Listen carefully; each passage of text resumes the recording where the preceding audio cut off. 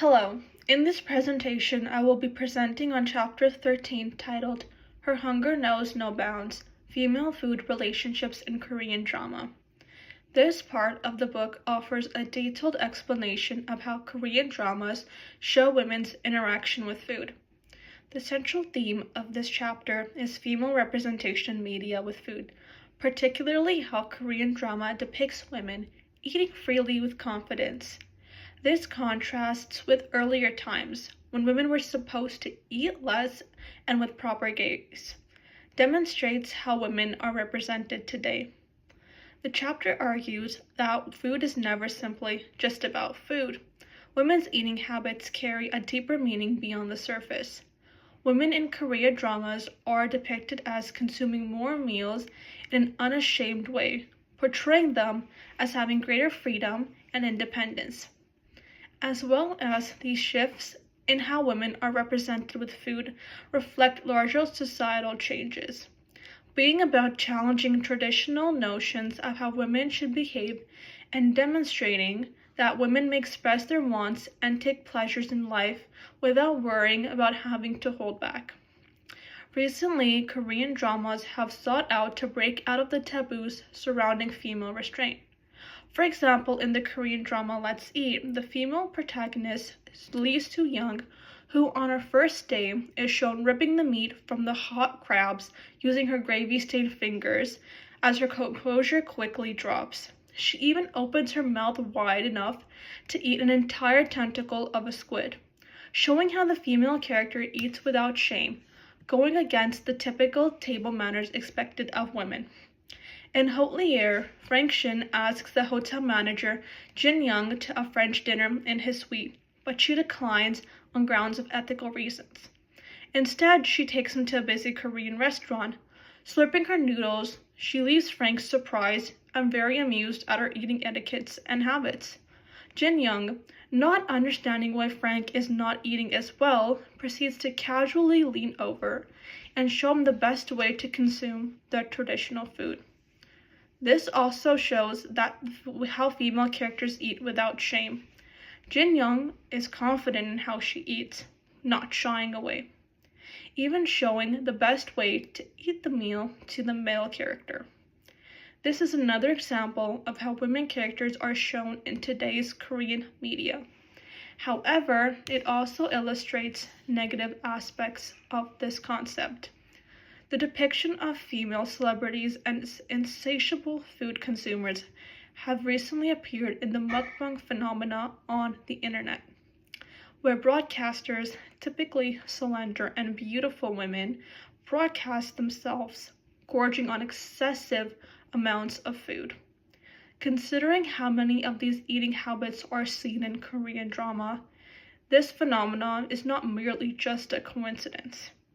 The trend of mukbang exposes a very harmful image, an unachievable ideal of a woman with an insatiable lust for hunger who maintains her slim figure, good looks, and celebrity image.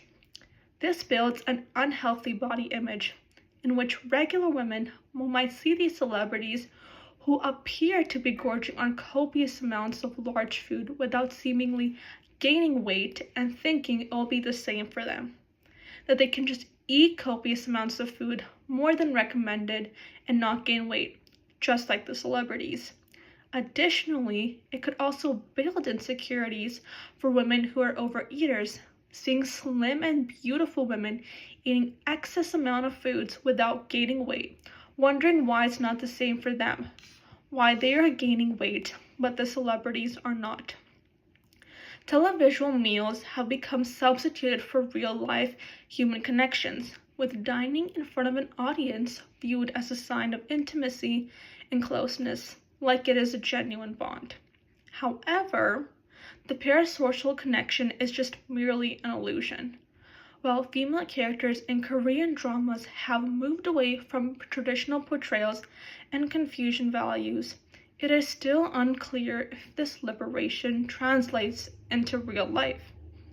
The risk of mukbang hints that these characters and their audience have traded one shackle for the other.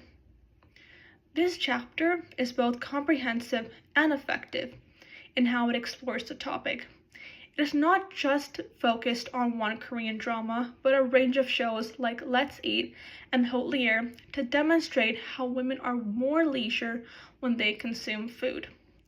Furthermore, the author discusses both the positive and negative sides. The positive being that women are no longer disguising their appetites and eating confidently, breaking out of societal norms. The negative is that it is pushing unrealistic body standards. This chapter is successful because it clearly shows that the women that eat in Korean dramas is not just about the food that's being eaten, but reflects a change in how women are portrayed in media and society today. Thus, this chapter is useful for learning how media impacts our image of women, namely through food in Korean dramas. This chapter demonstrates a change in gender roles by looking at the way women are shown eating more confidently and without shame. It demonstrates how Korean dramas shows have departed from conventional depictions of ladies eating quietly, timidly, more gently. This connects to the main theme in the chapter, such as gender representation in media, showing how women are represented through food. But it also connects to the main theme of this course, understanding Asian culture. Through media like Korean dramas, we are able to see the impact it has on Asian societies and the standards placed on Asian societies, especially on women. Korean dramas are very powerful tools of cultural expression, as they let us gain insight into the evolving values and ideals of contemporary Asian societies like Korea. Ultimately, this chapter demonstrates how media is deeply interwoven with gender norms and cultural identities, making it a valuable tool for studying the influence of television and real-life experiences of Asian women.